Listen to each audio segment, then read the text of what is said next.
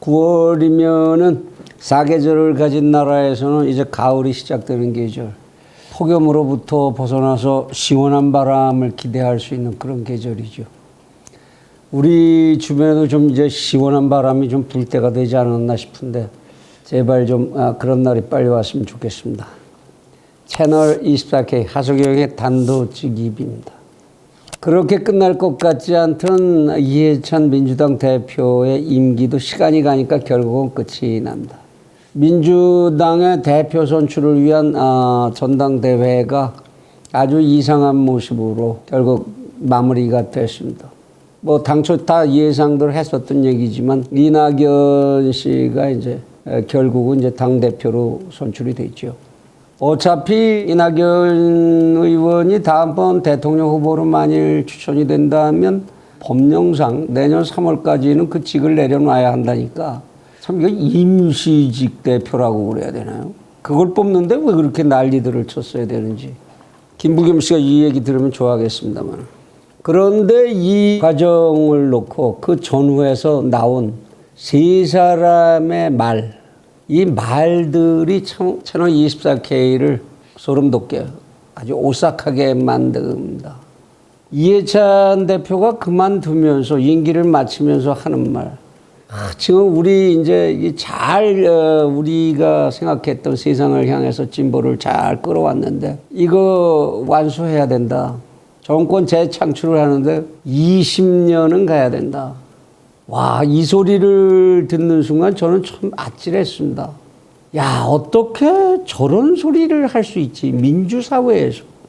세계적인 어느 민주주의 국가에서 정상적인 민주주의 국가에서 우리 20년 집권해야 돼.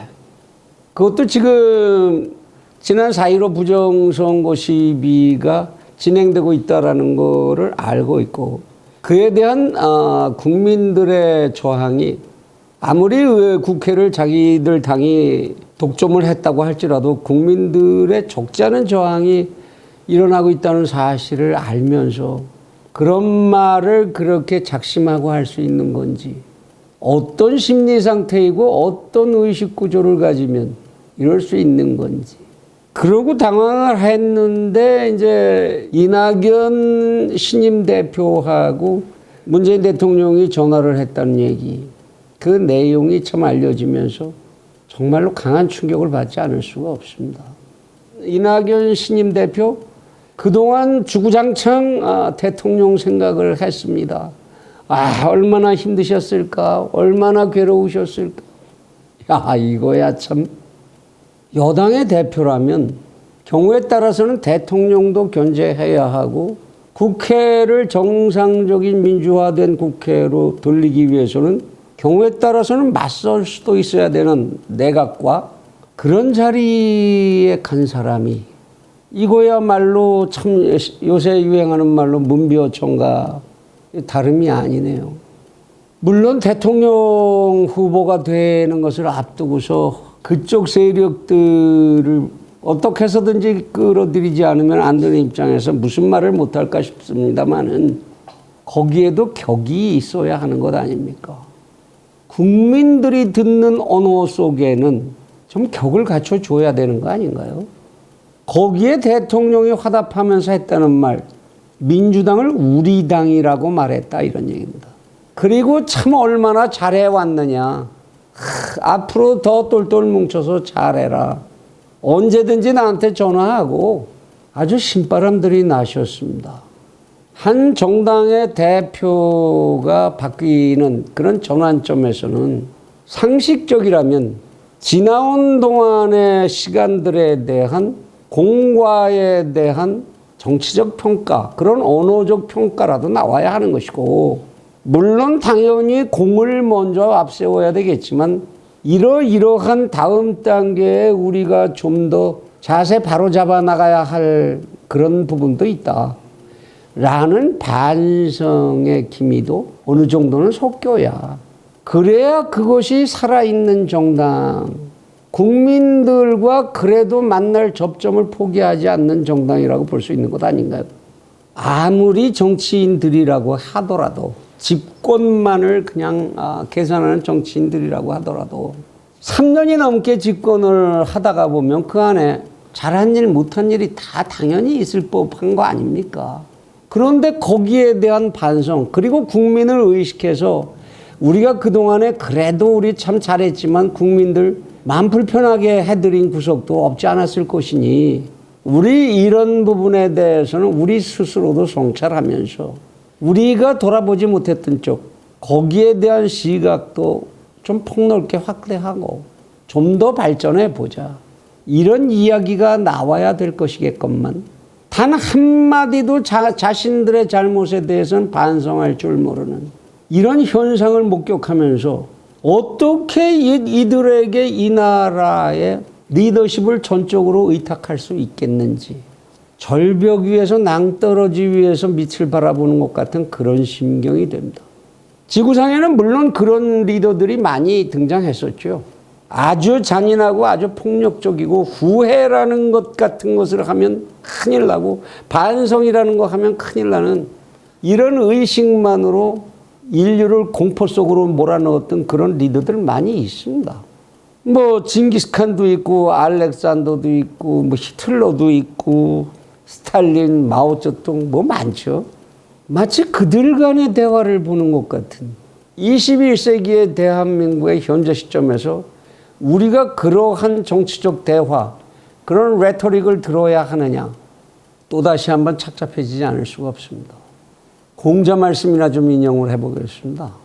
논어에서 수리편에서 이런 말을 했습니다.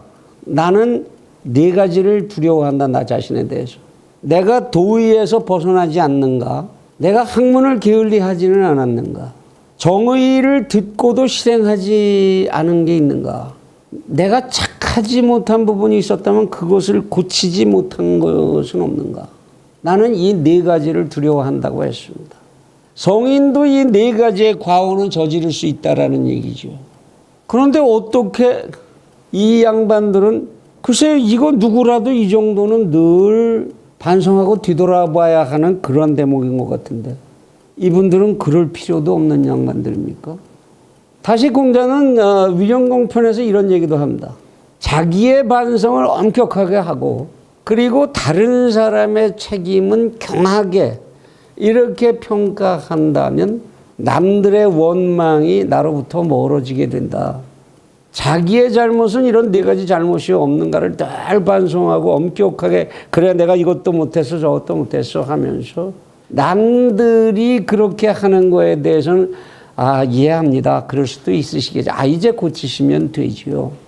이렇게 해야 남들과 나의 사이가 멀어지지 않고 소통이 되고 화합이 된다 그런 얘기지요. 그런데 이 정권은 잘못된 건 다 남 탓이고 나는 잘못한 게 없고 논어를 이렇게 뒤집어 놔도 되는 건지. 요새 중국에서는 초등학교 과정부터 논어를 가르치고 한다는데 중국과 그렇게 가까우신 분들이 연세들도 다 환갑 넘으시고 이제 칠순을 바라보고 계시고 이러니 뭐 그 쉽게 바뀌겠습니까? 지금 정치적 입장이라는 것도 어차피 두 쪽이 난데서 누가 내 편을 더 강고하게 끌어모으느냐가 권력의 향배를 좌우한다라는 그 논점 하나만이 존재하는 사회에서 쉽게 변하시지 않겠죠. 그런데 이럴 때 스스로 이렇게 우리는 권력을 계속 가져가면 굉장히 위험해요라는 걸 스스로 증명하고 그 정체성을 증명하고 이 양반들이 그럴 때에 그래서 이 양반들 타입으로 계속 정치가 가면 안 되겠다라고 하는 사실이 명백해지는 이런 때 대한민국의 제1야당이라는 데는 뭘 하는지 모르겠습니다. 왜 이들의 이런 입장에 대해서 논평 하나가 안 나오죠?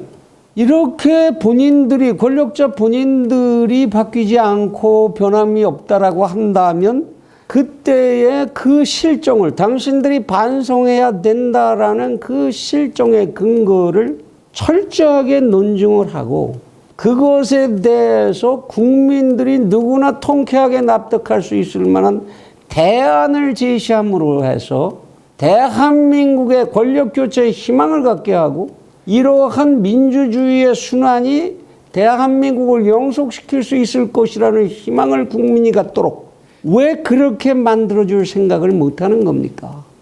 만날 거의 유사한 얘기만 되지요. 마무리해야 되겠습니다. 그리스의 희곡 작가 아리스토텔레스가 아가멤논이라는 그 희곡에서 이런 말을 했습니다. 제우스의 벼락은 반드시 꼭대기를 친다라고 말했습니다. 힘이 있으신 분들 깊이 주의해서 새겨 들으셔야 할 대목이 아닌가 싶습니다.